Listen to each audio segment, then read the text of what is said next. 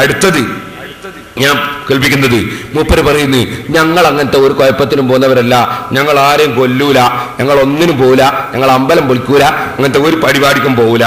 അതൊന്ന് കേട്ടോളി. എന്നാൽ ഇവിടെയുള്ള മുസ്ലിമീങ്ങളടക്കമുള്ള ആളുകൾക്കറിയില്ലേ മുജാഹിദ് പ്രസ്ഥാനം എന്താണെന്ന്? മുജാഹിദുകൾ ഒരാളെയും അകാരമായി നോവിക്കാറില്ല. ഏതെങ്കിലും അമ്പലം തകർക്കാൻ പോകാറുണ്ടോ? ഏതെങ്കിലും ആളുകളെ കൊന്നുകളയാൻ പോകാറുണ്ടോ?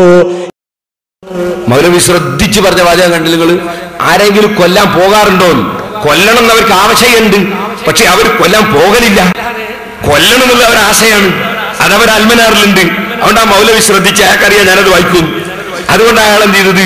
കൊല്ലാൻ പോകാറുണ്ടോ എന്ന് ചോദിച്ചത്. ഞങ്ങൾ കൊല്ലണമെന്ന് പറയുന്നുണ്ടോ എന്ന് അയാൾ ചോദിക്കുന്നില്ല.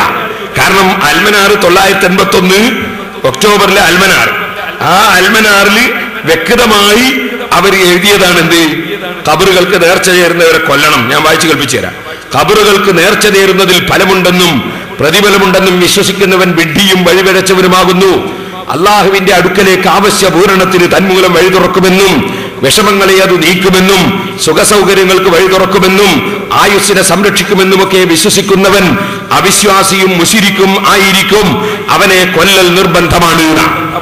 അപ്പോ ഖബറുകൾക്ക് നേർച്ച നേരുന്നവരെ കൊല്ലൽ നിർബന്ധമാണ് എന്ന് മുഖപത്രമായ അൽമനാറിൽ 981 ഒക്ടോബറിൽ എഴുതി വെച്ചാണ് മൗലവിമാര്.